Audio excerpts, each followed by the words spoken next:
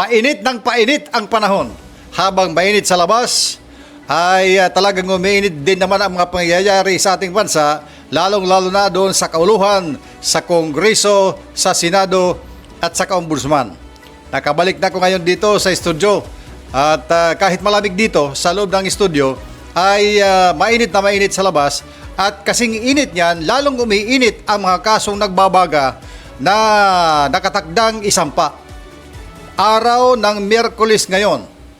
Bukas, Huwebes, yan ang araw na itinakda na isasampa yung kaso na plunder sa Sandigan Bayan laban kay Senator Jinggoy Estrada.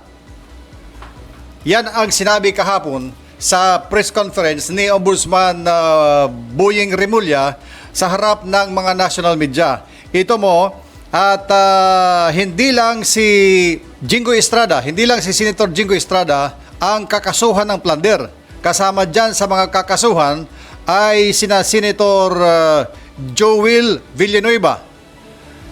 Pero ang sabi ni Remulla, in 2 weeks pa, mangyayari ang pagsasampa ng kaso na plunder laban kay Senator Joel Villanueva dahil meron pa mga kunting inaayos sa dokumento. Pero ang siguradong susunod at maaaring pagsabayin ang kaso na pagsasampa ang kaso laban kay Senator Jinggoy Estrada at laban kay Senator Rodante Marcolita.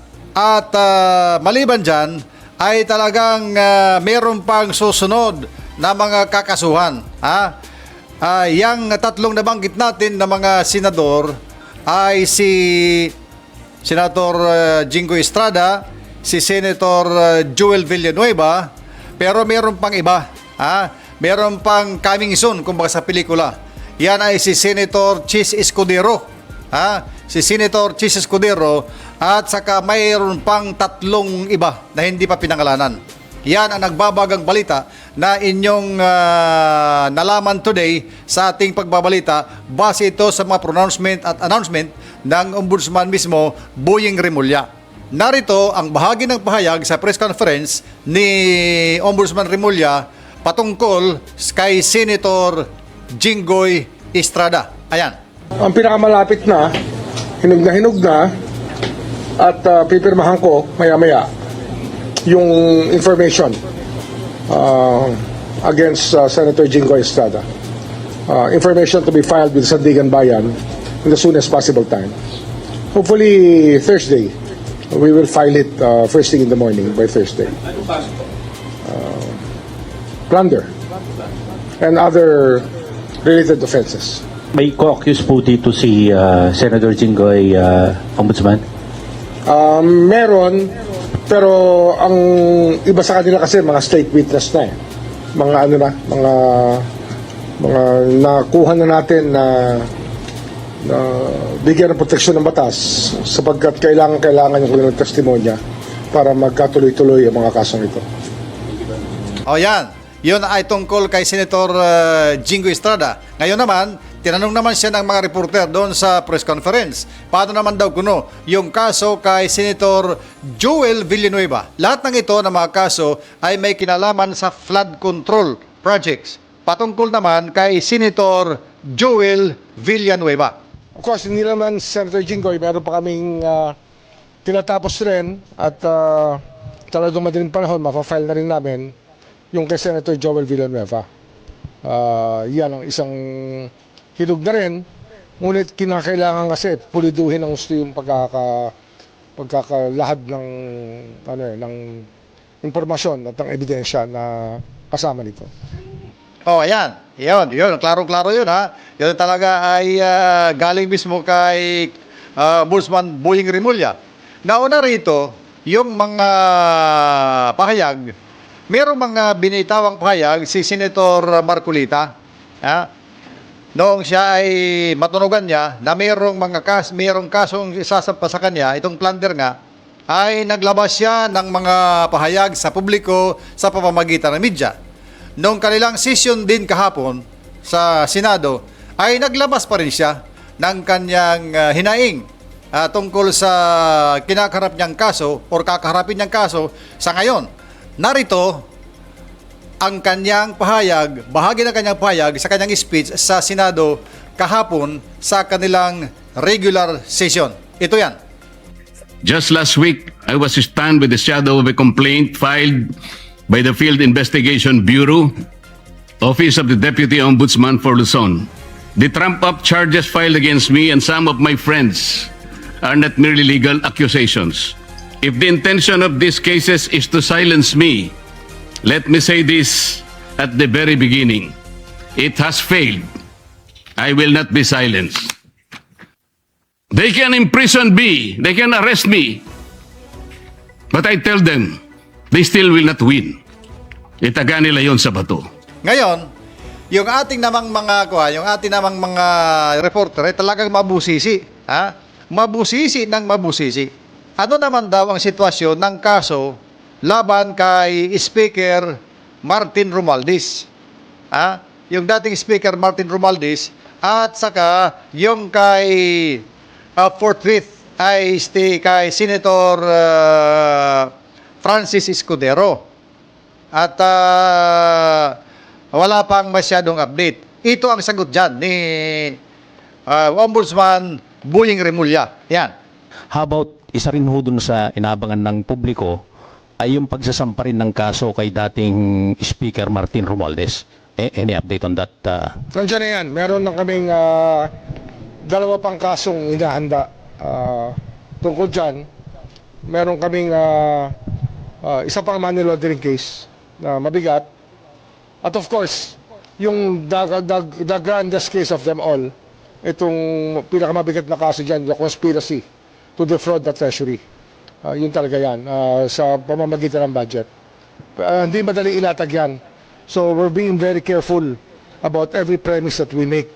Kasi first time ito gagawin sa kasaysayan ng Pilipinas na magkakaroon tayo ng ganitong klaseng kaso. May timetable na ho tayo. Wala kaming timetable dyan. Basta yung big case kasi, hindi mo pwede lagyan ng timetable yan. Kinakalap namin ng ebidensya yan. Binubuo namin sa araw-araw. May masasabi na po ba tayo this early na co-accused ni dating speaker dun sa kasong ipapasok? Marami siyang co-accused. Huwag muna natin pag-usapan. Basta marami siyang co-accused dito. Thank you. In relation to this, no? Actually, yung hard stance ng House sa Romualdez cases yan. Kasi pinapasampina namin yung records ng small committee at the Committee on Appropriations at ayaw nila ibigay. Yan ang sinasabi ko. Kaya hindi madali sinasabi ko nga sa inyo, hindi madali yung aming gawain dito, pero hindi namin inaatlasan yan kahit sino pa. Wala kami atasan. Sir, Gwen po.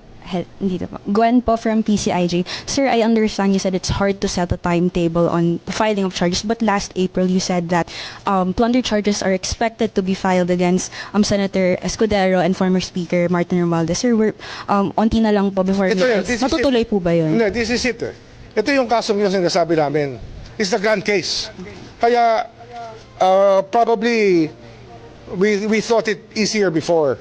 But as days go by, we know how obstinacy can block everything. And right now, they're being obstinate in the House, even for the records of the proceedings.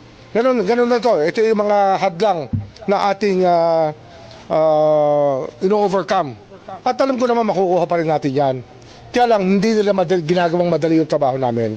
Pinapahirapan kami, pero kasama yan sa sinumpaan naming tungkulin. At hindi kami na dyan. Hindi kami na hihinaan ng loob. Yan daw ay grand case. Nako, pinakamabigat na kaso ito at maraming sagasa ito. Maraming damay na mga tao. Kasi mayroon daw tinatawag na yung nabanggit niya kanina ay may tinatawag na conspiracy. Kaya naging grand case ito dahil ito ay conspiracy sa budget to defraud the treasury. Ibig sabihin talagang yinari yung mga budget, hinigop. Pinagtulong-tulugan mahigop yung budget. Kaya tinawag itong grand case, pinakamalaking kaso. At ayon kay Remulla, ito ang kauna-unahang mangyayari sa bansa na klase ng kaso. Yan, walang timeline na binigay dahil tinatrabaho pa nila sa ngayon, pinupulido, at in due time, yan ay maisasampa na rin doon sa Ombudsman at sa Sandigan Bayan. So ang klaro-klaro ngayon ay yung mga senador.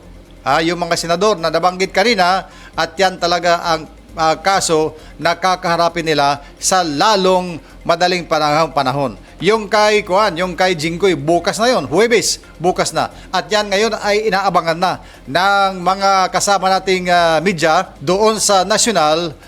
Talagang nakatutok ang ating mga kasama, pati na rin ako nakatutok dyan sa mga kasong ito dahil ito ngayon ang patok na pinag-uusapan sa ating bansa.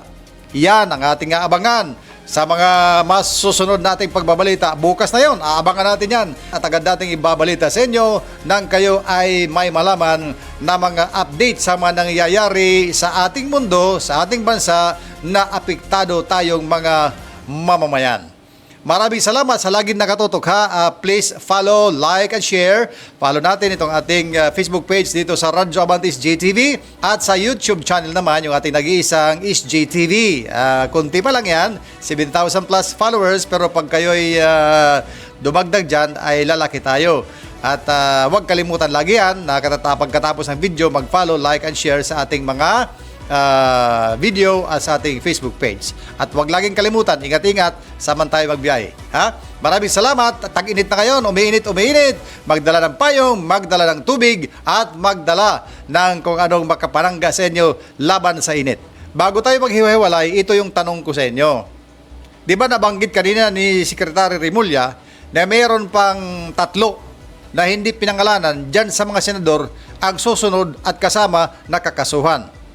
Ang tanong ko sa inyo, sino sa akala ninyong yung 3 na senador na kakasuhan din ng plunder na hindi pa pinangalanan ngayon ni Ombudsman Remulla?